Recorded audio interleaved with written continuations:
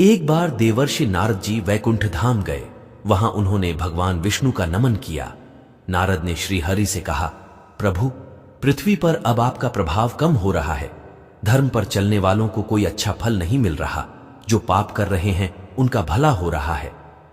तब श्री हरि ने कहा, ऐसा नहीं है देवर्षि, जो भी हो रहा है सब नियति के जरिए हो रहा है। नारद बोले, मैं तो देख कर आ रहा हूं, पापियों को अच्छा फल मिल रहा है और भला करने वाले, धर्म के रास्ते पर चलने वाले लोगों को बुरा फल मिल रहा है। भगवान ने कहा, कोई ऐसी घटना बताओ। नारद ने कहा, अभी मैं एक जंगल से आ रहा हूं।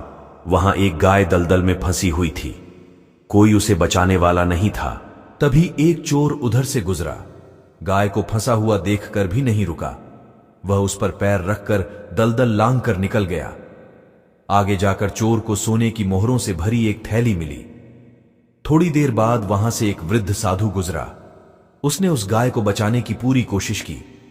पूरे शरीर का जोर लगाकर उस गाय को बचा लिया, लेकिन मैंने देखा कि गाय को दलदल से निकालने के बाद वह साधु आगे गया तो एक गड्ढे में गिर गया। प्रभु बताइए, यह कौन सा न्याय है? नारद जी की बात सुन लेने के बाद प्रभु बोले, यह सही ही हुआ। जो चोर गाय पर पैर रखकर भाग गया था, उसकी किस्मत में तो एक खजाना था, लेकिन उसके इस पाप के कारण उसे केवल कुछ मोहरें ही मिला। वहीं उस साधु को गड्ढे में इसलिए गिरना पड़ा क्योंकि उसके भाग्य में मृत्यु लिखी थी, लेकिन गाय को बचाने के कारण उसके पुण्य बढ़ गए और उसकी मृत्यु एक छोटा सा चोट में बदल गया। इंसान के कर्म से उसका भाग्य तय होता है। सीख, इंसान को हमेशा अच्छे कर्म करते रहना चाहिए, क्योंकि ना जाने हमारे भाग्य में क्या लिखा हुआ है।